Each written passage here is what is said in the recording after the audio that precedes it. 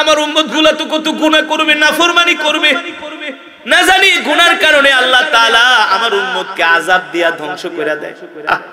আমার এই উম্মতগুলা, এতিম উম্মতগুলাকে কে দেখা রাখবে? আপনারা ইতিহাস জানেন না, ইহুদিরা যখন খায়বরে মুসলমানদের উপর অত্যাচার করতেন, আল্লাহ রাসূল এই ইহুদিদেরকে খায়বার থেকে বের করে দিয়েছিলেন যে তোরা আমার উম্মতের গায়ে হাত দিস। আল্লাহ রাসূল বেঁচে থাকলে একটা উম্মতের গায়ে কাফের বেঈমানরা হাত দিতে পারত না। আল্লাহ রাসূল তার জীবনের চেয়ে আমাদেরকে বেশি ভালোবাসে। আল্লাহ নবী ডাক দিয়ে বলে, হে জিবরাইল, আমার উম্মত গুনাহ করবে, নাফরমানি করবে, যদি আল্লাহ তাআলা আমার উম্মতের উপর আযাব দেয়, আমি জানতে চাই আমার ইন্তেকালের পরে আমার এতিম উম্মতগুলোকে কে দেখা রাখবে? এই প্রশ্নের উত্তর না পাওয়া পর্যন্ত আমি নবী আমার জান কবজ করার অনুমতি দিব না। আল্লাহু আকবার। এই কথা শোনার পরে জিবরাইল আল্লাহ তাআলার সাথে দেখা করার জন্য আরশে আজিমে চলে গেলেন। আরশে আজিমে চলে গেলেন। জিবরাইলকে দেখে আল্লাহ তাআলা ডাক দিয়ে বলে, হে জিবরাইল, তুমি আরশে আজিমে কেন আসছো? আল্লাহ, আমি তো আসছি আপনার বন্ধুর কথা নিয়ে, আমি তো আসছি আপনার বন্ধুর বার্তা নিয়ে। এ জিবরাইল, আমার বন্ধু কি বলেছে? জিবরাইল বলে, আল্লাহ তাআলা মালাকুল মউত আপনার বন্ধুর শিওরে বসা, অনুমতি দিলেই জান কবজ করবি। কিন্তু আল্লাহ রাসূল বলে দিয়েছেন একটা কথা, ফয়সালা না হওয়া পর্যন্ত আল্লাহ রাসূল জান কবজ করার অনুমতি দিবে না। আল্লাহ তাআলা বলে, জিবরাইল, এমন তো কোনো কথা নাই, আমি আমার বন্ধুর এমন কোনো দোয়া কবুল করি নাই। এখনো আমার বন্ধু আমার কাছে কি চায়? জিবরাইল ডাক দিয়ে বলে, আল্লাহ, আপনার বন্ধু জানতে চেয়েছেন তার ইন্তেকালের পরে তার এতিম উম্মতের কি হবে, তার এতিম উম্মতকে কে দেখে রাখবে। আল্লাহ তাআলা ডাক দিয়া বলেন, এ জিবরাইল, যাও যাও যাও, আমার হাবিবকে যে বলে দাও আমার হাবিবের ইন্তেকালের পরে স্বয়ং আমি আল্লাহ তার উম্মতকে দেখে রাখবো। জোরে বলেন সুবহানাল্লাহ। ও আল্লাহর পয়গম্বর মুহাম্মদ সাল্লাল্লাহু আলাইহি সাল্লাম, হাবিবে কিবরিয়া, আল্লাহ তাআলার হাবিব, আপনি কান্না করেন কেন? আপনাকে তো কান্না করা মানায় না, আপনি কান্না করতে পারেন না। আপনার জন্যই তো হাসরের ময়দান, আজকে আপনার উম্মতকে ক্ষমা করে দেয়া হবে। আল্লাহ তাআলা আপনার জন্য সুসংবাদ পাঠিয়েছেন, আপনি আপনার সিজদা উঠান, সিজদা উঠান, সিজদা উঠান। ইশফা তুশাফা, ইশফা তুশাফা, আপনি আপনার উম্মতের জন্য সুপারিশ করেন, আপনি আপনার উম্মতের জন্য সুপারিশ করবেন, আর আল্লাহ তাআলা আপনার উম্মতকে ক্ষমা করে দিবে। আল্লাহ তাআলা আপনার উম্মতকে ক্ষমা করে দিবে। আপনি কান্না করবেন না, আপনার চোখের পানি আল্লাহ তাআলা সইতে পারে না, ঠিক কি না বলে? আল্লাহর নবী ডাক দিয়ে বলে, উম্মত, আমি নবী তোমাদেরকে মিরাজে যায়া তোমাদের কথা আমি ভুলি নাই, আমি নবী তোমাদেরকে হাসরের মাঠেও ভুলবো না। এমন কি আল্লাহ রাসূল সাল্লাল্লাহু আলাইহি সাল্লাম যেদিন ইন্তেকাল করবেন, নবীজি একেবারে অসুস্থ হয়ে গেছেন, মসজিদে যেতে পারেন না সালাত আদায় করার জন্য। আল্লাহ নবী অসুস্থ হয়ে গেছেন। আম্মা জান আয়েশা রাদিয়াল্লাহু তাআলা আনহাকে ডাক দিয়ে বলেন, আয়েশা, আমার মিসওয়াকটা দাও। আম্মা জান আয়েশা আল্লাহ রাসূলের হাতে মিসওয়াক উঠায় দিলেন। নবীজির হাত থরথর করে কাঁপতেছে। ওই অবস্থায় আল্লাহ রাসূল সুন্দর করে ওযু করলেন। ওযু করে আল্লাহ রাসূল শুয়ে পড়লেন। ডাক দিলেন, আইনা আবি বকর, আমার আবু বকর কোথায়? আমার আবু বকরকে ডাক দিয়ে নিয়ে আসো, আমি আমার আবু বকরকে দেখব। আল্লাহু আকবার। সাইয়েদনা আবু বকর রাদিয়াল্লাহু তাআলা আনহুকে ডাকা হলো। আল্লাহ রাসূলের কলিজার টুকরা প্রিয় সাহাবী হযরতে আবু বকর সিদ্দিক রাদিয়াল্লাহু তাআলা আনহু কান্না করতে করতে আল্লাহ রাসূলের কাছে আসলেন। আল্লাহ রাসূলের কপাল মোবারকে চুমু দিলেন। আল্লাহ রাসূল সাইয়েদনা আবু বকরের দিকে ডাক দিয়ে বললেন, আবু বকর, ও আবু বকর, আমি মনে হয় না আর মসজিদে সালাত আদায় করতে যেতে পারবো, ইমামতি করতে পারবো। আবু বকর, আপনি আমার সাহাবীদেরকে দেখা রাখবেন আবু বকর। এই কথা বলে আল্লাহ রাসূল কান্না করে দিলেন। সাইয়েদনা আবু বকর কান্না করতেছেন। হঠাৎ করে ঘরের দরজায় নক করতেছে। আল্লাহ রাসূল বললেন, ফাতেমা যাও যাও দরজাটা খুলে দাও। হযরত ফাতেমা রাদিয়াল্লাহু তাআলা আনহা ঘরের দরজা খুলে দিলেন। ঘরের দরজার সামনে এমন একজন ব্যক্তি দাঁড়ানো। আল্লাহ রাসূল জিজ্ঞেস করলেন, ফাতেমা কে এসেছে ঘরের দরজার সামনে? হযরত ফাতেমা বলে, আব্বা জান, এতদিন পর্যন্ত যারা আমাদের বাড়িতে এসেছে সবাইকে আমি চিনি। আজকে এমন একজন ব্যক্তি আমাদের ঘরের দরজার সামনে দণ্ডায়মান, আজ পর্যন্ত আমি তাকে কোনোদিন দেখি নাই, তার চেহারাও চিনি না। আল্লাহ রাসূল বললেন, ফাতেমা শোনো, আজকে আমার ঘরের দরজায় যে এসেছে সে যদি কারো ঘরের দরজায় আসে খালি হাতে ফিরে যায় না।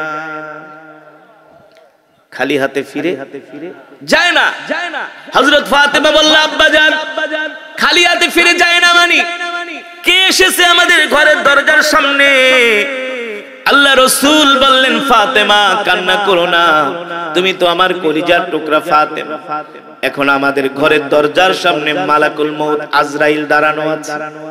যাও যাও মালাকুল মউত আজরাইলকে ঘরে ঢুকতে দাও।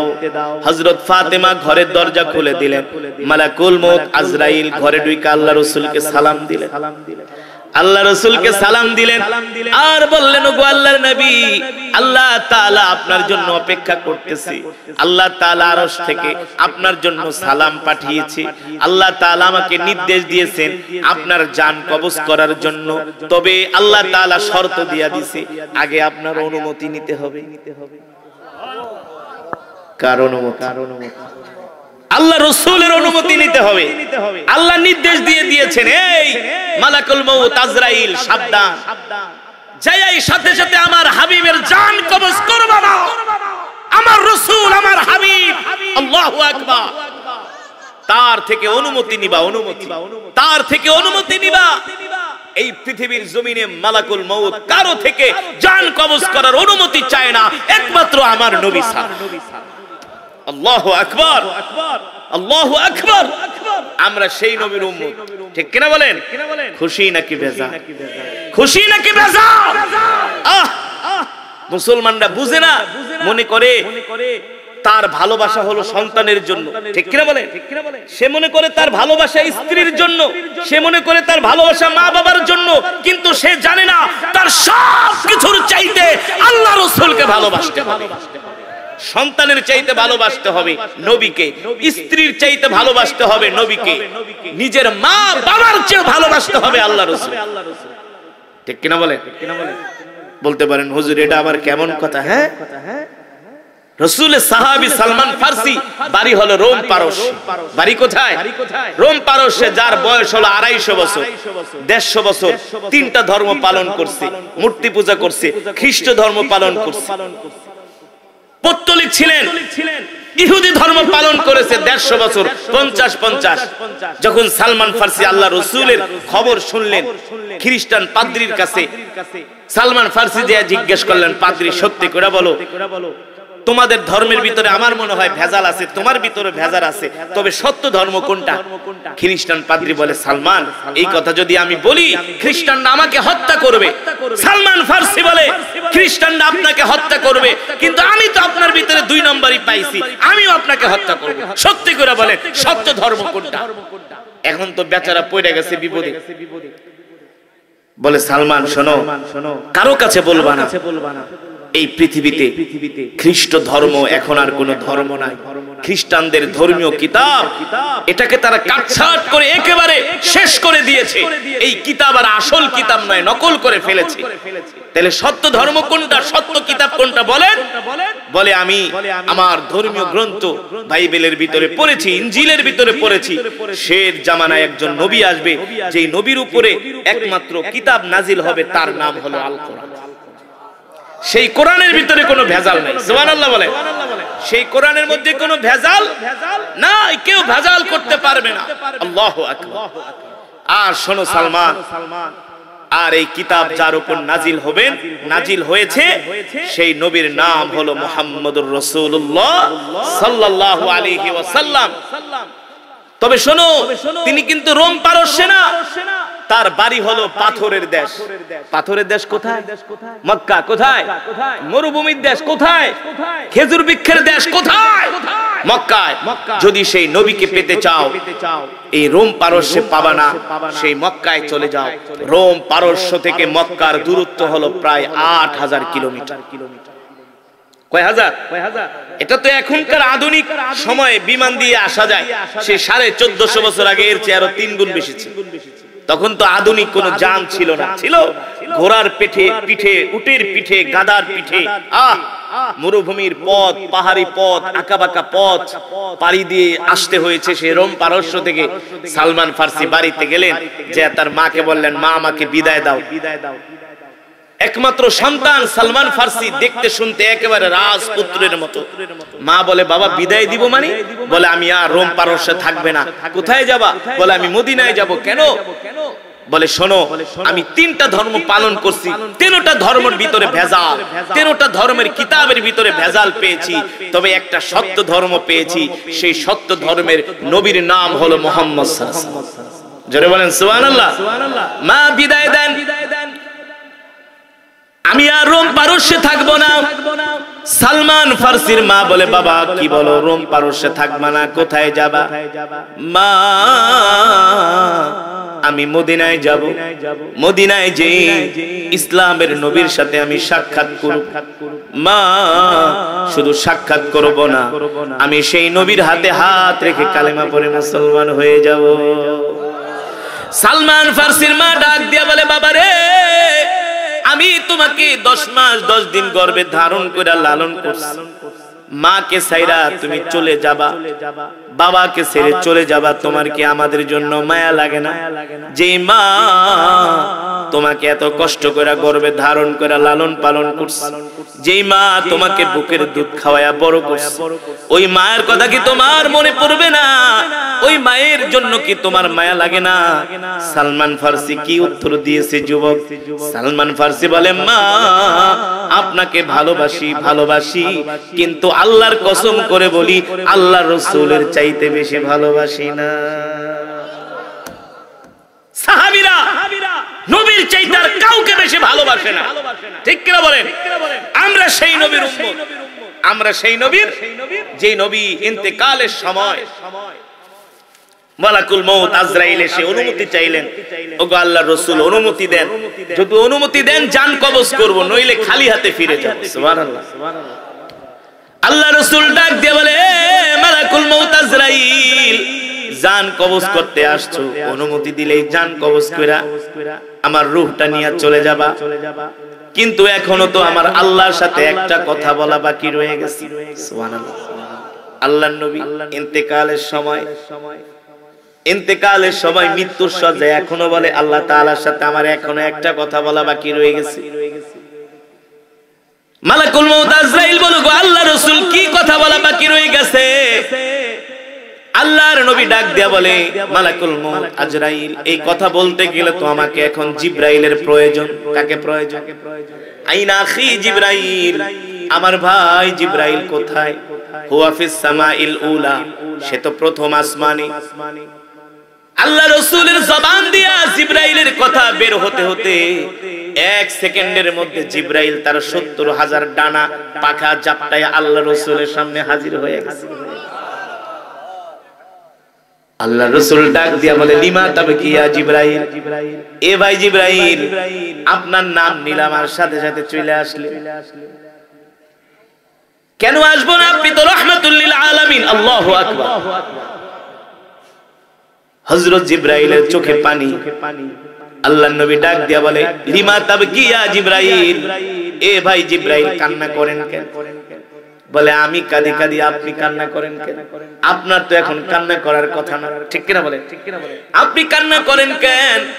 আল্লাহ রাসূল বলে, ভাই জিবরাইল, মালাকুল মউত আজরাইল বসে আছে, অনুমতি দিলি জান কবজ করব, আমি দুনিয়ার জমিন থেকে চলে যাব, কিন্তু আমার প্রশ্ন হলো, আমার ইন্তেকালের পরে আমার এতিম উম্মতগুলাকে কে দেখা রাখবে?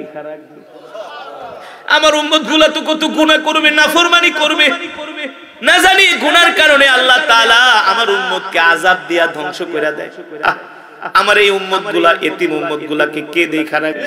আপনারা ইতিহাস জানেন না, ইহুদিরা যখন খায়বরে মুসলমানদের উপর অত্যাচার করতেন, আল্লাহ রাসূল এই ইহুদিদেরকে খায়বার থেকে বের করে দিয়েছিলেন যে তোরা আমার উম্মতের গায়ে হাত দিস।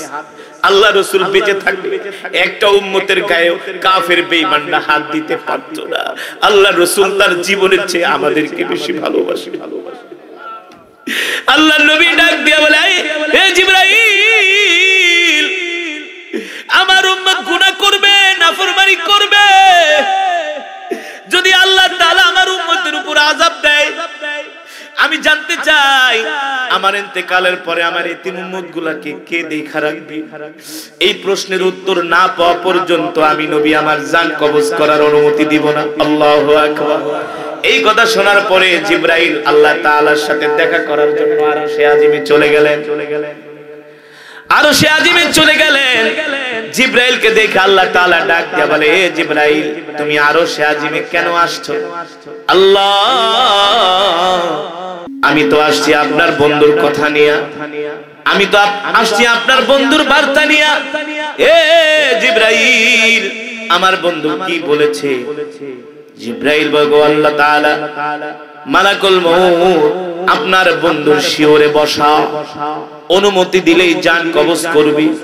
কিন্তু আল্লাহ রাসূল বলে দিয়েছেন একটা কথা, ফয়সালা না হওয়া পর্যন্ত আল্লাহ রাসূল জান কবজ করার অনুমতি দিবে না। আল্লাহ তাআলা বলে, জিবরাইল, এমন তো কোনো কথা নাই, আমি আমার বন্ধুর এমন কোন দোয়া কবুল করি নাই। এখনো আমার বন্ধু আমার কাছে কি চায়? জিবরাইল ডাক দিয়ে বলে, আল্লাহ, আপনার বন্ধু জানতে চেয়েছেন তার ইন্তেকালের পরে তার এতিম উম্মতের কি হবে, তার এতিম উম্মতকে কে দেখে রাখবে। আল্লাহ তাআলা ডাক দিয়া বলেন, এ জিবরাইল, যাও যাও যাও, আমার হাবিবকে যে বলে দাও আমার হাবিবের ইন্তেকালের পরে স্বয়ং আমি আল্লাহ তার উম্মতকে দেখে রাখবো।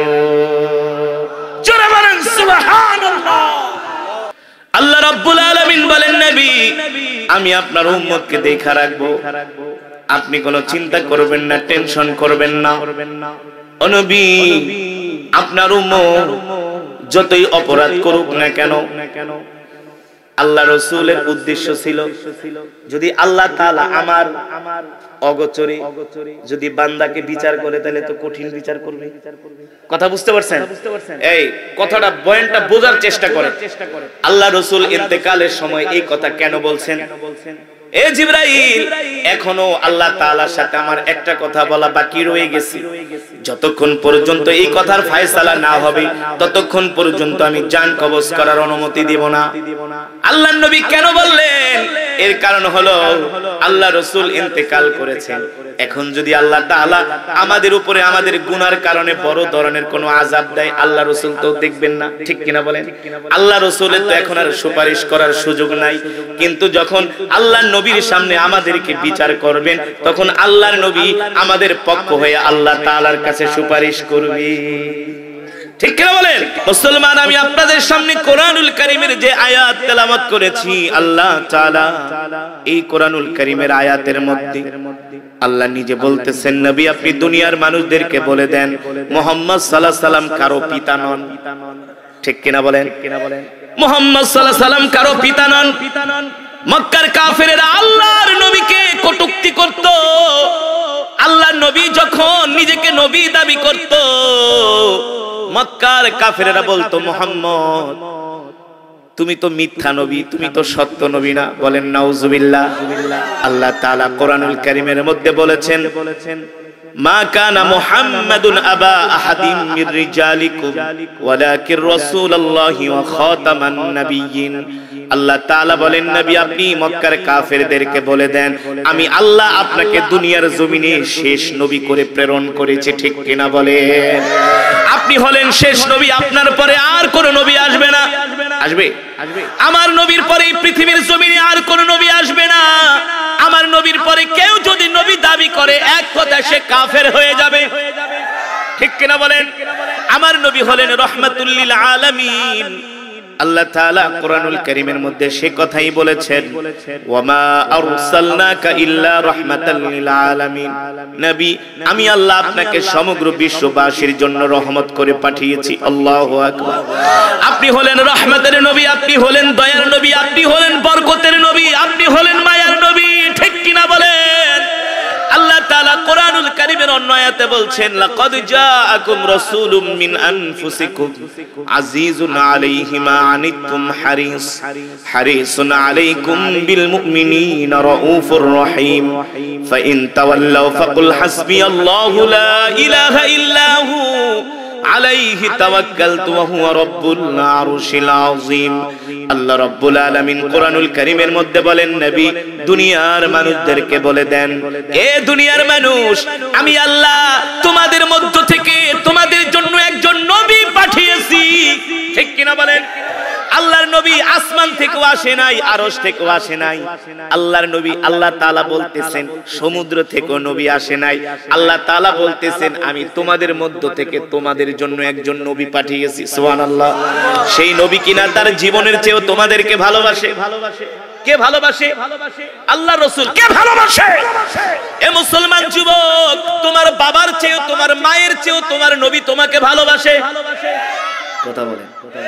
তোমার পীরের চেয়েও তোমার নবী তোমাকে ভালোবাসে। তোমার আত্মীয়র চেয়েও তোমার নবী তোমাকে ভালোবাসে। তোমার স্ত্রীর চেয়েও তোমার নবী তোমাকে ভালোবাসে। এটা আমার কথা না, কার কথা? যারা বলুন কার কথা? এ যুবক মুসলমান, আল্লাহ তাআলা বলছেন তোমাদের মধ্য থেকে আমি তোমাদের জন্য এমন একজন নবী পাঠিয়েছি যেই নবী কিনা তার জীবনের চেয়েও তোমাদেরকে ভালোবাসে। শুধু তার জীবনের চেয়ে না, তার সন্তানের চেয়েও তোমাদেরকে ভালোবাসে। হযরত ফাতেমার চেয়েও আমাদেরকে ভালোবাসে। আল্লাহ রাসূলের যত স্ত্রীরা ছিলেন, স্ত্রীদের চেয়েও আল্লাহর রাসূল উম্মতকে ভালোবাসে। বিশ্বাস করেন না? অনেকে বলতে পারে, হুজুর কি কোন, আল্লাহ নবী তার সন্তানদের চেয়েও আমাদেরকে ভালোবাসেন? অবশ্যই অবশ্যই। তার স্ত্রীদের চেয়েও কি আমাদেরকে ভালোবাসেন? অবশ্যই অবশ্যই। আল্লাহর রাসূল তার সব কিছুর চেয়ে উম্মতকে বেশি ভালোবাসেন। উম্মতদেরকে বলতে আমাদেরকে। কাদেরকে? আমাদেরকে ভালোবাসেন। তাহলে আসেন উদাহরণ দিই কিভাবে নবী আমাদেরকে ভালোবাসেন। আল্লাহ রাসূল সাল্লাল্লাহু আলাইহি ওয়াসাল্লাম যখন আল্লাহ তাআলার সাথে মিরাজ করার জন্য আরশে আজিমে গেলেন। কোথায় গেলেন? আরশে আজিমে যাওয়ার পরে আল্লাহ তাআলা তার হাবিবকে বলতেছেন, হাবিব আসআলনি, আপনি আমার কাছে চান, আমার কাছে চান, আপনি যা চাবেন আমি আপনাকে তাই দিব। সুবহানাল্লাহ। কে বলছেন? এই জোরে বলুন, কে বলছেন? আল্লাহ তাআলা তার হাবিবকে বলতেছেন, ওগো হাবিব, যা চান তাই দিব, যা চান তাই দিব। আসআলনি, শুধু চাইতে দেরি, দিতে দেরি নাই। সুবহানাল্লাহ। কে বলছেন? কে বলছেন? আমাদেরকে যদি শেখ হাসিনা প্রধানমন্ত্রী ডাক দেয়া নিয়ে আগে কি চান? আগে কেমন আমার ছেলেটারে একটা বড় চাকরি দিয়ে দেন, হ্যাঁ, আমার ছেলেরে পুলিশ বানায় দেন, এসপি বানায় দেন, ডিসি বানায় দেন, যাতে করে ভালো করে সাইজ করতে পারি। আমার ছেলেরা জজ বানায় দেন, ব্যারিস্টার বানায় দেন, আমাকে এটা দেন, সেটা দেন। আমরা হইলে দুনিয়ার সব কিছু চাইতাম, অথচ তার এমন রাসূলকে দাওয়াত দিয়া নিয়ে গেলেন তার বাড়িতে, যে রাসূল ঠিকমতো ভাতও খাইতে পায় না। ঠিক কিনা বলেন? আল্লাহ রাসূল তিন বেলা খেতেও পায় না, ক্ষুধার যন্ত্রণায় পেটে পাথর বাঁধে। একদিন, দুই দিন না, 3 দিন পর্যন্ত আল্লাহ রাসূলের ঘরের চুলায় আগুন জ্বলে না। এমন নবীকে ডাক দিয়ে নিয়ে গেলেন, দাওয়াত দিয়ে নিয়ে গেলেন আরশে আজিমে। আল্লাহ তাআলা রাসূলের জন্য সংবর্ধনার আয়োজন করলেন। আল্লাহ রাসূল যেদিন আল্লাহ তাআলার সাথে দেখা করতে যাবে, সমস্ত ফেরেশতারা খুশি, কুল কায়নাত খুশি। সুবহানাল্লাহ। বন্ধু বন্ধুর সাথে দেখা করতে আসবে। আল্লাহু আকবার। ইতিহাসের মধ্যে এসেছে, সিরাতের কিতাবের মধ্যে এসেছে, আল্লাহ তাআলা তার হাবিবকে নিয়ে কুরসির মধ্যে বসাইলেন, দুইজন মুখোমুখি। আল্লাহ তাআলা প্রশ্ন করে, হাবিব যা চান তাই দিব, হাবিব যা চান তাই দিব। আপনি চান, আপনি চান, আমি আপনাকে তাই দিব। আল্লাহ রাসূল সাল্লাল্লাহু আলাইহি সাল্লাম বললেন, ওগো আল্লাহ রাব্বুল আলামিন, আজকে আমি আমার নিজের জন্য কিছু চাইতে আসি নাই, আমি আমার পরিবারের জন্য কিছু চাইতে আসি নাই।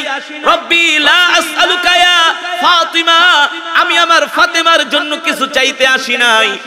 রব্বি লা আসআলুকা আম্মি আব্বাস, আমি আমার চাচা আব্বাসের জন্য কিছু চাইতে আসি নাই, আমি আমার নিজের জন্য চাইতে আসি নাই, আমি আমার পরিবারের জন্য কিছু চাইতে আসি নাই। আল্লাহ তাআলা ডাক দিয়া বলেন, তাহলে কি চাইতে আসছেন, কাদের জন্য চাইতে আসছেন? আল্লাহ রাসূল রাহমাতুল লিল আলামিন আল্লাহ তাআলাকে ডাক দিয়া বলেন, আল্লাহ আসআলুকা উম্মতি, আসআলুকা উম্মতি, একমাত্র আমি আমার উম্মতের জন্য চাইতে এসেছি, একমাত্র আমি আমার উম্মতের জন্য চাইতে এসেছি। আল্লাহ তাআলা ডাক দিয়া বলে, হাবিব আপনি আপনার উম্মতের জন্য কি চান, কি চান, আমি আল্লাহ তাই দিব। আল্লাহু আকবার। রাহমাতুল লিল আলামিন বললেন, আল্লাহ আমি চাই আপনি আমার সব উম্মতদেরকে ক্ষমা করে দিবেন। আর জোরে কোন সুবহানাল্লাহ। সব উম্মতদেরকে ক্ষমা করে দিবেন। আল্লাহ তাআলা ডাক দিয়া বলে, হাবিব খালি উম্মত উম্মত বলতেছেন, নিজের জন্য কি কিছু চাইবেন না? বলে, না না না, আমি আমার নিজের জন্য কিছু চাইবো না, আমি আমার পরিবারের জন্য কিছু চাইবো না, আমি আমার প্রিয় কন্যা ফাতেমার জন্য কিছু চাইবো না, আমি আমার হাসান হুসাইনের জন্য কিছু চাইবো না। আল্লাহ তাআলা ডাক দিয়া বলে, কাদের জন্য চাইবেন? বলে, শুধু উম্মতের জন্য চাইবো। আল্লাহু আকবার। জোরে বলুন আল্লাহু আকবার। আল্লাহ তাআলা ডাক দিয়া বলে, ওগো হাবিব আপনি কি চান? আল্লাহর হাবিব রাহমাতুল লিল আলামিনের এই কথা শোনার পরে আল্লাহ তাআলা বললেন, নবী যান আমি আপনার উম্মতদেরকে ক্ষমা করে দিব, আমি আপনার উম্মতদেরকে ক্ষমা করে দিব। আল্লাহ তাআলার এই কথা শোনার পরে আল্লাহ রাসূলের মুখ চেহারা মোবারকে হাসি ফোটে না। হাসি না ফোটার মানে হলো নবী এখনো সন্তুষ্ট, আরো চাই। কথা কেন আগে ছোট ছেলে বাবাকে এসে বলে, আব্বু টাকা দাও, প্রথম টাকা চাইলে 10 টাকার নোট বাইর করে দেয়, 10 টাকা হাতে নিয়ে চুপ। কথা কয় না, কিরে আবার 10 টাকা দেয়, চুপ। ঠিক কিনা বলে? মুখে হাসি নাই, তার মানে সন্তুষ্ট, আরো চাই। কি চাই? আরো চাই। আল্লাহ তাআলা ডাক দিয়ে বলে, হাবিব হাসেন না কেন? বলে, হাসার এখনো সময় হয় নাই। আর কি চান, আর কি চান? আল্লাহর হাবিব রাহমাতুল লিল আলামিন বলে, আমি আমার উম্মতের জন্য আরো চাই। কি চান? রাহমাতুল লিল আলামিন বলে, আল্লাহ আজকে আমি আপনার বাড়িতে এসে আপনার কাছে আরজ করতেছি, কাল হাসরের ময়দানে আপনি যেই দিন বিচারকের আসনে বসবেন, আমার অনুমতি ছাড়া আমার একটা উম্মতকেও জাহান্নামে ফেলতে পারবেন না।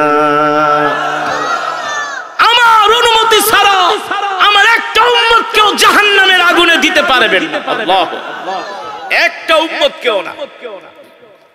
আল্লাহ তাআলা ডাক দিয়া বলে, হাবিব আমি আল্লাহ যেই দিন হাসরের মাঠ কায়েম করব, ইয়াউমা ইয়াকুমুর রূহু ওয়াল মালাইকাতু সাফফান লা ইয়াতাকাল্লামুনা ইল্লা মান আদিনা লাহুর রহমান ওয়া ক্বালা সাওয়াবা। ওই হাসরের মাঠে কারো কথা বলার কোনো অনুমতি থাকবে না, কেউ কথা বলার সাহস পাবে না। তবে আমি আল্লাহ যাকে অনুমতি দিব সেই কথা বলতে পারবে। ঠিক কিনা বলেন? যা হাসরের ময়দানে একমাত্র আমি আপনাকে অনুমতি, সুপারিশ করার অনুমতি দিব। আল্লাহু আকবার। জোরে বলুন আল্লাহু আকবার। বুখারীর বর্ণনায় আসছে, আল্লাহর নবী বলে, উম্মত আমি তো আল্লাহ তাআলার সাথে মেরাজে দেখা করতে গিয়েছিলাম, সেখানে আমি আমার নিজের জন্য কিছু চাইনি, আমি আমার পরিবারের জন্য কিছু চাইনি, আমি আমার কন্যা ফাতেমার জন্য কিছু চাই নাই, আমার কলিজার টুকরা হাসান হুসাইনের জন্য কিছু চাই নাই। আমি নবী সেই আরশে আজিমে যে একমাত্র উম্মতের জন্য চেয়েছি। ঠিক কিনা বলেন? বুখারীর বর্ণনায় আসছে, আল্লাহর রাসূল সাল্লাল্লাহু আলাইহি সাল্লাম যেই দিন হাসরের মাঠ আল্লাহ তাআলা কায়েম করবে, সমস্ত নবীরা ইয়া নাফসি ইয়া নাফসি বলবে, সমস্ত নবীরা ইয়া নাফসি ইয়া নাফসি বলবে। আর আল্লাহর নবী সেই দিন হাসরের ময়দানে সিজদা দিয়া উম্মতি উম্মতি বলে কান্না করবে। আল্লাহ তাআলা প্রত্যেকটা নবীকে দুনিয়ার জমিনে একটা বিশেষ দোয়া করার আল্লাহ তাআলা সুযোগ দিয়েছিলেন প্রত্যেকটা নবীকে আল্লাহ তাআলা বিশেষ দোয়া করার সুযোগ দিয়েছিলেন। সব নবীরা সেই বিশেষ দোয়াটা করে ফেলেছে। আল্লাহ রাসূল বলে আমি সেই দোয়াটা এখনো করি নাই, সেটা আমি আমার উম্মতের জন্য হাশরের ময়দানে রেখে দিয়েছি। আমাদের জন্য রেখে দিয়েছে, আমাদের জন্য। সব নবীরা সেই দোয়া দুনিয়াতেই করে ফেলেছে। পয়গম্বর মুসা কালিমুল্লাহ, ঈসা রূহুল্লাহ, আদম সফিউল্লাহ, ইব্রাহিম খলিলুল্লাহ সবাই দুনিয়াতে দোয়া করে ফেলেছে সেই বিশেষ পাওয়ারফুল দোয়াটা। আল্লাহ রাসূল বলে সেই দোয়াটা আমি করি নাই। বুখারীর বর্ণনায় আসছে সেই দোয়াটা আমি আমার উম্মতের জন্য হাশরের ময়দানে রেখে দিয়েছি। যখন দেখবো আমার উম্মত বিপদে পড়ে গেছে, ওই সময় আমি এই দোয়াটা ছেড়ে দেব। জোরে বলেন সুবহানাল্লাহ। এবার আল্লাহ তাআলা হাশরের ময়দানে আল্লাহ রাসূলকে অনুমতি দিবেন, ও নবী একমাত্র আপনি সুপারিশ করেন, আপনার উম্মতের জন্য সুপারিশ করবেন। আল্লাহর নবী প্রথমেই যায় হাশরের ময়দানে সিজদায় পড়ে থাকবে, উম্মতে উম্মতি বলে কান্না করবে। আল্লাহ রাসূলের চোখের পানিতে দাড়ি মোবারক ভিজে যাবে। আল্লাহ রাসূলের কান্নার আওয়াজে আরশে আজিম থরথর করে কাঁপবে। আল্লাহ তাআলা জিবরাইলকে ডাক দিয়া বলবেন, এ জিবরাইল যাও, আমার হাবিব এখন কেন হাশরের ময়দানে কান্না করতেছে? আমার হাবিবের কান্নার আওয়াজ আরশ আজিম পর্যন্ত পৌঁছে যাচ্ছে।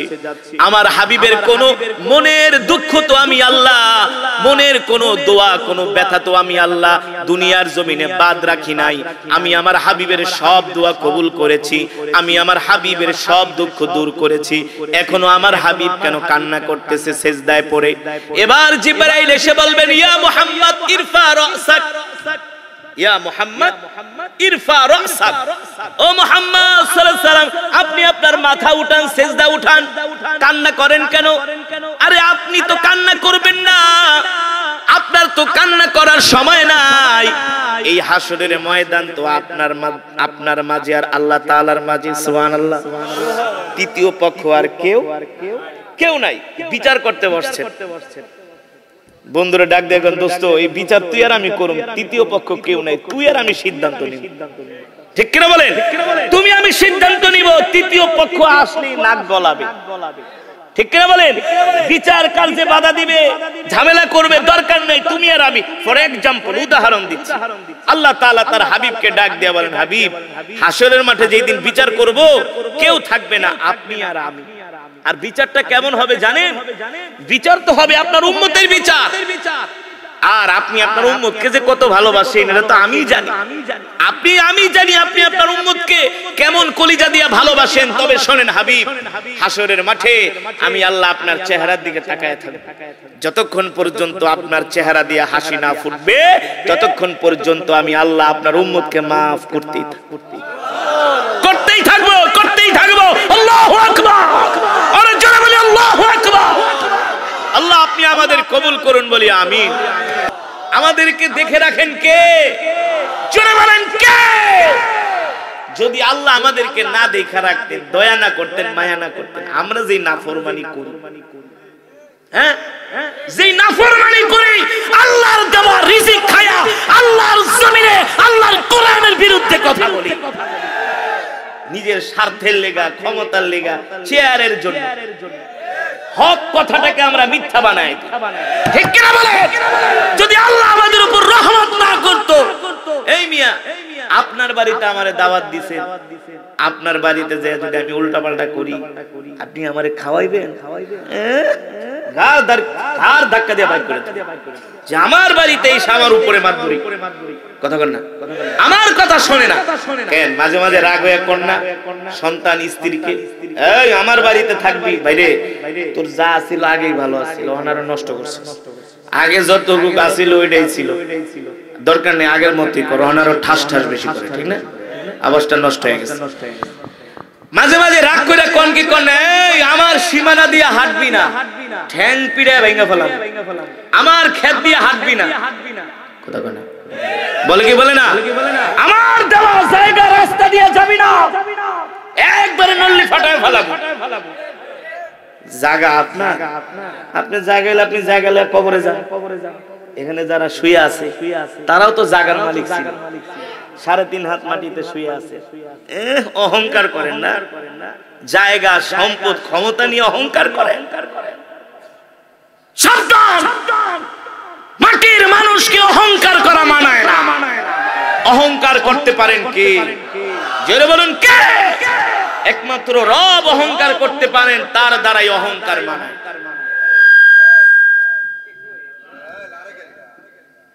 যিনি মোনাজাত দিবেন হুজুরকে নিয়ে আসেন, আমি এখনই বয়ান ছেড়ে দিব ইনশাআল্লাহ। আমার বয়ানের সময় শেষ, রাত 12টা বেজে গেছে। যেটা বলছিলাম, আল্লাহ তাআলা ডাক দিয়া বলবেন, আল্লাহ নবী ডাক দিয়া বলবেন, আল্লাহ আপনি না বলছিলেন হাসরের ময়দানে আমার অনুমতি ছাড়া একটা উম্মতকে জাহান্নামে দিবেন না, ঠিক কিনা বলেন? এখন আপনি আমার উম্মতকে জাহান্নামে দিতে পারবেন না, আমি নবী তাদের জন্য সুপারিশ করব, আমার উম্মতকে আপনি জান্নাতে দিয়ে দিবেন। সুবহানাল্লাহ বলেন। মনে করেন একটা ছেলে অনেক দুষ্ট, ছোট্ট ছেলে বাবার সাথে দাওয়াত খেতে যাবে, খুব দুষ্টামি করে। এখন মা সুন্দর করে গোসল টোসল করায়া বাবার হাতে সন্তানকে দিয়া বলে, শোনেন ছেলেটা খুব দুষ্টামি করে, যদি রাস্তাঘাটে একটু দুষ্টামি করে আপনি আবার মারধর করেন না, কোন অন্যায় করলে বাড়িতে এসে আমার কাছে বিচার দিন, ঠিক কিনা বলে? আপনার সামনে আমি বিচার করব। এই কথা বলার কারণ কি? কারণ মায়ের অগোচরে যদি বাবা সন্তানকে থাপ্পড় দেয়, ওই থাপ্পড়ের ওজনটা কিন্তু হালকা হবে না, ভারী হবে না, সন্তান ব্যথা পাবে বেশি। আর মায়ের সামনে যখন মারতে নিবে, মা সন্তানকে বুকের ভিতরে জড়ায় ধরে বলবে, আপনার কাছে আমি ওর পক্ষ থেকে মাপ চাই, আপনি ওরে ক্ষমা করে দেন, ঠিক কিনা বলেন? আল্লাহ রাসূল তিনি এটাই আমাদের জন্য করতে চেয়েছেন যে আমরা দুনিয়াতে যত অপরাধ করি, আল্লাহ আপনি দুনিয়াতে আমার উম্মতকে শাস্তি দিয়েন না, শাস্তি যদি দেন হাসরের ময়দানে আমার সামনে আপনি বিচার করবেন। আর আল্লাহ রাসূলের সামনে আল্লাহ তাআলা আমাদেরকে বিচার করবেন না, আল্লাহ তাআলার রাসূলের সুপারিশের কারণে অবশ্যই আল্লাহ তাআলা আমাদেরকে ক্ষমা করে দিবেন, ঠিক কিনা বলেন? আল্লাহর নবী আমাদের জন্য আমাদের পক্ষ থেকে সুপারিশ করবে, বলবে আল্লাহ আমার উম্মত গুনাহগার, আল্লাহ আপনি ক্ষমা করে দেন, আল্লাহ আমার উম্মতকে ক্ষমা করে দেন, আমার উম্মতকে জাহান্নামের আগুনে জ্বালায়েন না। এখন নবীজি সুপারিশ করব দেখে কি নামাজ রোজা সব ছেড়ে দিবেন? হ্যাঁ, আছে কিছু মানুষ আছে তো নামাজ রোজা করে না, আছে কি আছে না? নামাজ রোজা করে না, না এই কথা কোরআন হাদিসের কোথাও নাই। আল্লাহ রাসূল কোনদিন বলেন নাই যে তুমি নামাজ রোজা করবে না, আমি তোমার জন্য সুপারিশ করব। এত সোজা নাকি? এত সোজা?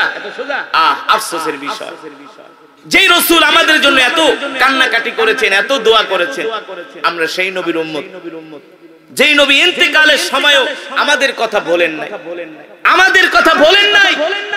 ইন্তেকালের সময় তিনি উম্মতি উম্মতি বলছেন, মালাকুল মউত আজরাইলকে বলছে, আজরাইল যত কষ্ট আমাকে দাও, মৃত্যুর যন্ত্রণা, আমার উম্মতকে কোনো কষ্ট দিও না, আমার উম্মতকে কোনো কষ্ট দিও না, আমার উম্মত মৃত্যুর যন্ত্রণা সইতে পারবে না।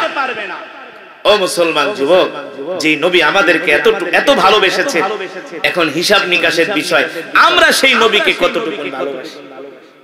কতক্ষণ আমরা সেই নবীকে কতটুকু ভালোবাসি? আমরা সেই নবীকে মুখে মুখে ভালোবাসি।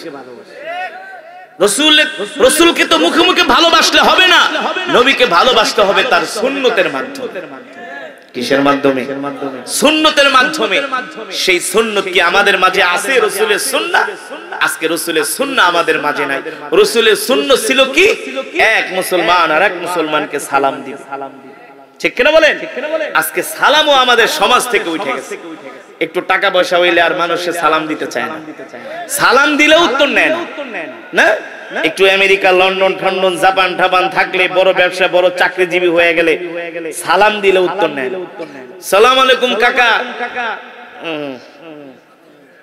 ঠিক কিনা বলেন? সালামটা উত্তর সুন্দর করে নেয় না। অথচ তার উচিত ছিল সালাম দেওয়ার পরে হাসি মুখে ওয়া আলাইকুমুস সালাম ওয়া রাহমাতুল্লাহ, ঠিক কিনা বলুন? আজকে আমাদের সমাজ থেকে সালাম উঠে গেছে। আজকে রাসূলের সুন্নাত আমাদের মাঝে নাই। আজকে আমরা প্রস্রাব কইরা ঢিলা কলুপ ব্যবহার করি। কত মুসলমান যুবক আছে কুকুরের মতো দাঁড়ায় দাঁড়ায় পেশাব করে। আছে কি আছে?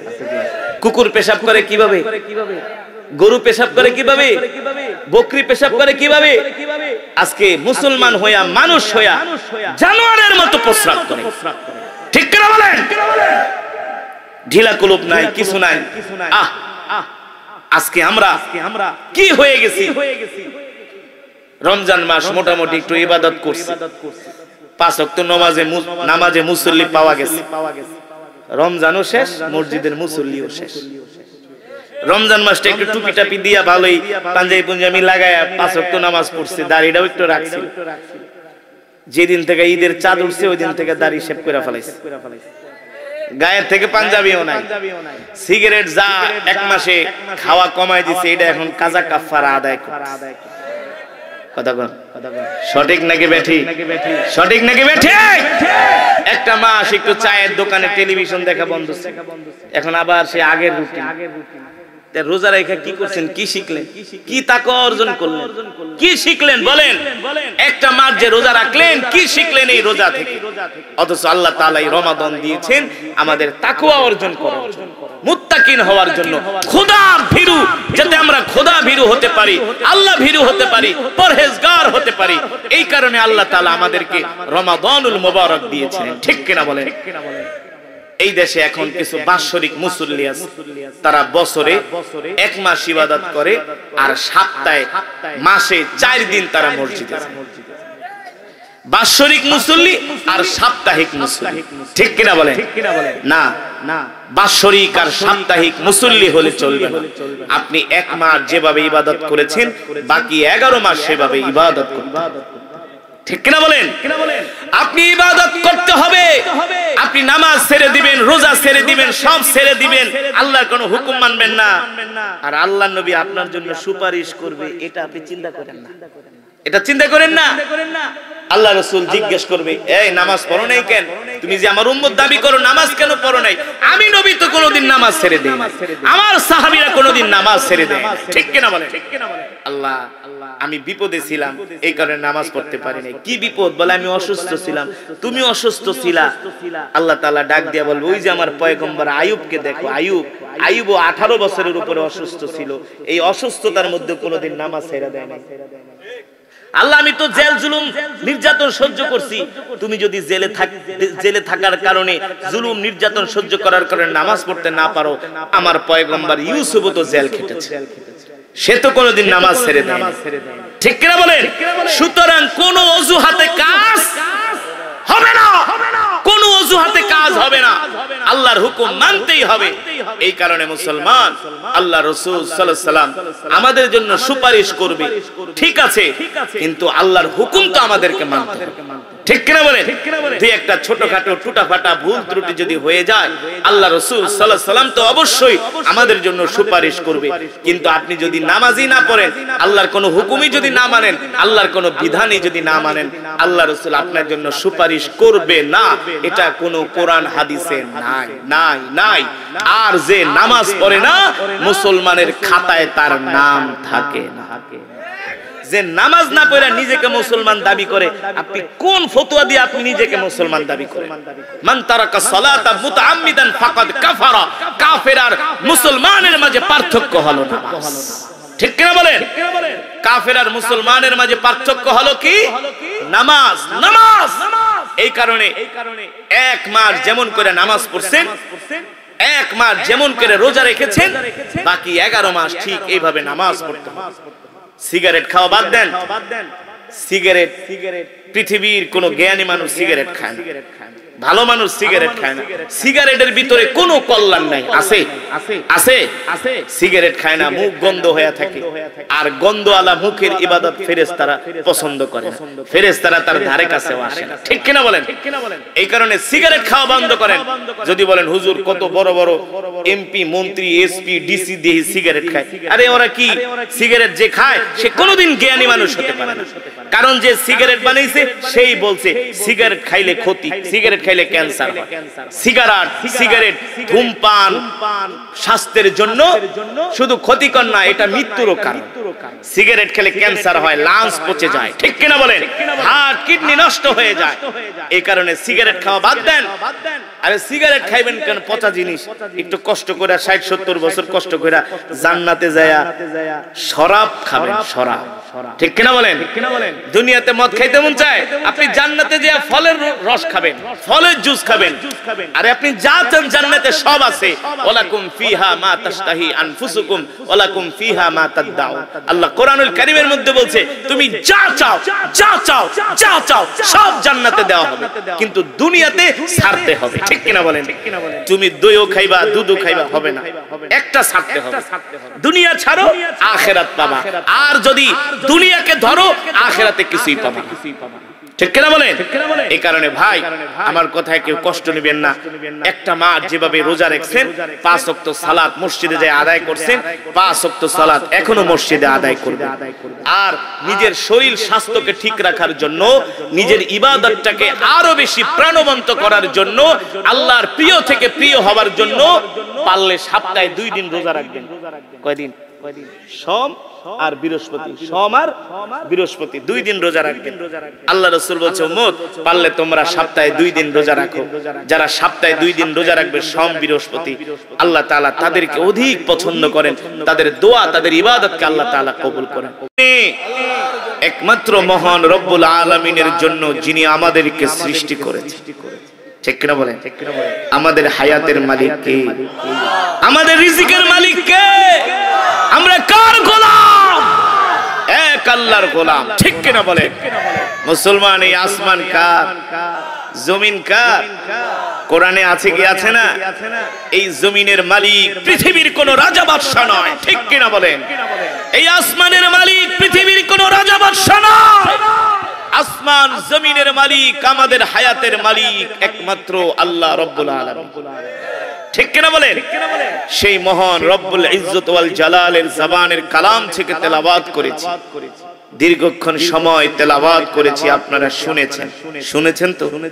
কোরআনুল কারীমের তেলাওয়াত শুনেছেন তো? যদি শুনে থাকেন, এক একটি হরফের বিনিময়ে আল্লাহ তাআলা আমাদের আমলনামায় কমপক্ষে 10টি করে নেকি দান করেছেন। কয়টা করে নেকি? যদি আমি 1000 শব্দ তেলাওয়াত করি, 1000কে 10 দিয়ে গুণ দেন, কয় হাজার? মাশাআল্লাহ, কয় হাজার? আরো জোরে বলুন, কয় হাজার? যদি আমি 2000 শব্দ তেলাওয়াত করি, 2000কে 10 দিয়ে গুণ দেন, 3000 পড়লে 10 দিয়ে গুণ দেন, সুবহানাল্লাহ, আপনার অগণিত সওয়াবের অধিকারী হয়েছে। শুধু এখানেই শেষ নয়, এই মাহফিলে যারা উপস্থিত হয়েছেন সবাই এক একজন পার পারসন 1 খতম করে করে কোরআনুল কারীমের সওয়াব পেয়েছে। খুশি নাকি বেজার? বলি আলহামদুলিল্লাহ। কিভাবে 1 খতম কোরআনুল কারীমের সওয়াব পেয়েছেন বলেন তো? মাশাআল্লাহ, আলহামদুলিল্লাহ, আলহামদুলিল্লাহ। আমি সূরাতুল ইখলাস শরীফ 3 বার তেলাওয়াত করেছি। কয়বার? আরো জোরে বলুন, কয়বার? তিরমিজির বর্ণনায় আসছে সাহাবী আবু সাঈদ আল খুদরি রাদিয়াল্লাহু তাআলা আনহু থেকে হাদিসটি বর্ণিত। আল্লাহর নবী বলেন, কেউ যদি সূরাতুল ইখলাস 1 বার তেলাওয়াত করে, আল্লাহ তাআলা তার আমলনামায় 10 পারা কোরআনুল কারীমের সওয়াব দান করেন। কেউ যদি 2 বার তেলাওয়াত করে, আল্লাহ তাআলা তার আমলনামায় 20 পারা কোরআনুল কারীমের সওয়াব দান করেন। কেউ যদি সূরাতুল ইখলাস শরীফ 3 বার তেলাওয়াত করে, আল্লাহ তাআলা তার আমলনামায় পূর্ণ 1 খতম কোরআনুল কারীমের সওয়াব দান করেন। তাহলে আমরা সূরাতুল ইখলাস 3 বার তেলাওয়াত করেছি, আল্লাহ রাসূলের হাদিস। নিশ্চয়ই আল্লাহ তাআলা, অবশ্যই আমাদের বিশ্বাস, আল্লাহ তাআলা আমাদের আমলনামায় 1 খতম করে করে কোরআনুল কারীমের সওয়াব দান করেছেন। ঠিক কিনা বলেন? বিশ্বাস হয় কি হয় না? না হইলে তো আপনার ঈমানই নাই। আল্লাহ রাসূল বলছেন যে উম্মত তুমি 3 বার সূরা ইখলাস পড়ো, আল্লাহ তাআলা তোমার আমলনামায় 1 খতম কোরআনুল কারীমের সওয়াব দান করবেন। তাহলে আজকের মাহফিলে অনেক খতমে কোরআনের সওয়াব হয়েছে। আল্লাহ তাআলা এই সমস্ত সওয়াব সমস্ত আমাদের পিছনে একটা গোরস্থান আছে। আমি প্যান্ডেলে ওঠার স্টেজে ওঠার আগে আমি তাকায়া কবরগুলো দেখেছি আর আমি কবরবাসীদেরকে সালাম দিয়েছি। এই দুনিয়ার জমিনে আল্লাহ তাআলা এই বয়সে পৃথিবীর অনেকগুলো রাষ্ট্রে আমাকে নিয়েছেন। পৃথিবীর এমন কোন ভালো ভালো হোটেল নাই, 5 স্টার 10 স্টার বলেন, এমন কোন জায়গা নাই, এমন কোন খাবার নাই, এমন কোন ভালো জায়গা নাই আল্লাহ তাআলা কোরআনের উসিলায় নেন নাই। কিন্তু পৃথিবীর কোনো কিছু দেখলে আমি দুর্বল হই না, ঘাবড়াই না। একমাত্র কবরস্থান দেখলে আমি ঘাবড়াই আছি। আমি যেখানেই যাই গোরস্থান দেখলে যদি হাঁটি, হাঁটা বন্ধ করে একটু দাঁড়ায় থাকি, কারণ এই কবরে তো আমাকেও যেতে হবে। আল্লাহ, সবাইকে যেতে হবে। আসার সিরিয়াল আছে, যাওয়ার কোন সিরিয়াল। এই কবরবাসীরা আপনাদের জন্য এখন এত দোয়া করতেছে, এত দোয়া করতেছে যে তোমরা একজন কারি সাহেব এনে আমাদের কবরের পাশে কোরআনের তেলাওয়াতের ব্যবস্থা করেছো। এই উসিলায় আল্লাহ তাআলা প্রত্যেকটা কবরের আযাব maaf করে দিচ্ছে। আবার এই যে এক খতম করে করে কোরআনুল কারীমের সওয়াব পেয়েছি, আল্লাহ তাআলা সমস্ত কবরগুলোকে জান্নাতের বাগান বানায় দিন, বলি আমিন। আয় রব, সমস্ত কবরবাসীর কবরের আযাব আপনি চিরতরে বন্ধ করে দেন। আল্লাহ তাদের কবরগুলোকে জান্নাতের বাগান বানায় দেন। কপাল পোড়া মুসলমান বুঝে না, ঘরের ভিতরে বসে আছে, ঠিক কিনা বলেন? অথচ গোরস্থান, এই কবরের পাশে আসো। এই কবরবাসীরা সব দেখতেছে, আমাদেরকে দেখতেছে যে কারা কারাই কবরের পাশে আইসা আজকে মাহফিলে উপস্থিত হয়েছে। যারা নেক সন্তান তারাই আসতে পারে, ঠিক কিনা বলেন? আর যারা গরু খাওয়া মুসলমান কুলাঙ্গার, ওরা এই কোরআনের মাহফিলে আসে। ওরা যায় গাঁজা খাইতে, সিগারেট খাইতে, ওইখানে বসে বসে আড্ডা মারে, ঠিক কিনা বলেন? আর আপনাদের মতো যারা মুমিন, যারা কোরআনকে ভালোবাসে, কোরআনের আওয়াজ শোনার পরে আপনারা ঘরে থাকতে পারেন নাই, এটা হলো আপনাদের ঈমানের পাওয়ার। কিসের পাওয়ার? ঈমানের পাওয়ার। আপনার ঈমান আপনাকে ঘরে বসায় রাখে নাই, আপনার ঈমান আপনাকে কোরআনের মাহফিলে নিয়ে আসছে, ঠিক কিনা বলেন? আল্লাহ তাআলা আমাদের সকলকে কোরআনের খাদেম হিসাবে কবুল করুন। আরে জোরে বলি আমিন। সোম বৃহস্পতি পারলে 2 দিন রোজা রাখবেন আর মিসওয়াক করবেন। কি করবেন? 5 ওয়াক্ত নামাজে মিসওয়াক করবেন। মিসওয়াক করে নামাজ পড়লে আল্লাহ তাআলা আরো তার ইবাদতের মধ্যে আল্লাহ তাআলা 70 গুণ সওয়াব বাড়ায় দিবেন। কোন কোন বর্ণনায় আছে 27 গুণ, কোন কোন বর্ণনায় আছে 70 গুণ সওয়াব বাড়িয়ে দিবেন। আর মিসওয়াক করার অনেকগুলো ফজিলত, প্রায় 80টার উপরে ফজিলত আছে, উপকার আছে। এর মধ্যে আল্লাহ তাআলার কাছে সবচেয়ে পছন্দ যে মিসওয়াক করবে 5 ওয়াক্ত নামাজে, ইন্তেকালের সময় তার জবানে কালেমা নসিব হবে। শুধু এখানেই শেষ নয়, যে মিসওয়াক করে নামাজ পড়বে ইন্তেকালের পরে আল্লাহ তাআলা তাকে বিনা হিসাবে জান্নাত দিয়ে দেবেন। এই কারণে আমরা মিসওয়াক করে নামাজ পড়বো তো ইনশাআল্লাহ। কয় ওয়াক্ত নামাজ, কয় ওয়াক্ত পড়বো? কে কে আমরা 5 ওয়াক্ত নামাজ পড়বো না? হাত উঠাই। কি কি শুনলেন? জজবাত কি সাথ মगर হুশ রাখনা চাহিয়ে, হুশ থাকতে হবে, ঠিক কিনা বলেন? হ্যাঁ, আসলে আপনাদের হুশ আছে।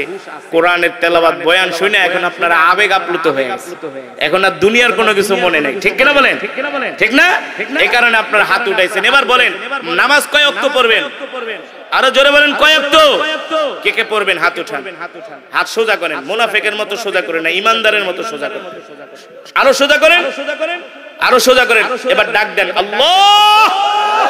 আরো জোরে বলেন আল্লাহ। ওয়াদা করলাম আর কোনদিন নামাজ ছেড়ে দিব না, নামাজ ছেড়ে দিব না, বলি আমিন আমিন। হাত নামান। 5 ওয়াক্ত নামাজ জামাতের সাথে আদায় করবেন ইনশাআল্লাহ। আর বেশি বেশি করে রাসূলের নামে দুরূদ পড়বেন। একেবারে ছোট্ট দুরূদ সাল্লাল্লাহু আলাইহি ওয়াসাল্লাম, সাল্লাল্লাহু আলাইহি, একেবারে ছোট্ট দুরূদ সাল্লাল্লাহু আলাইহি ওয়াসাল্লাম। বেশি বেশি করে দুরূদ পড়বেন আর বেশি বেশি করে ইস্তিগফারের আমল করবেন। ইস্তিগফার, ইস্তিগফার, আস্তাগফিরুল্লাহ ওয়া আতুবু ইলাইহি, আস্তাগফিরুল্লাহ ওয়া আতুবু ইলাইহি, আস্তাগফিরুল্লাহ ইন্নাল্লাহু গফুরুর রহিম। দুইটা আমল দিয়ে গেলাম, দুরূদ আর ইস্তিগফার। দুরূদ আর ইস্তিগফারের সঙ্গী করে নেন, এই দুনিয়াতে আপনার কোনো অভাব অনটন, কোনো বালা মুসিবত আসবে না। আল্লাহ আপনাকে সাহায্য করবে ইনশাআল্লাহ। তাহলে আমরা এই আমলগুলো করব তো ইনশাআল্লাহ। আল্লাহ তাআলা আমাদের সকলকে আমলি জিন্দেগি নসিব করুন, বলি আমিন। আমরা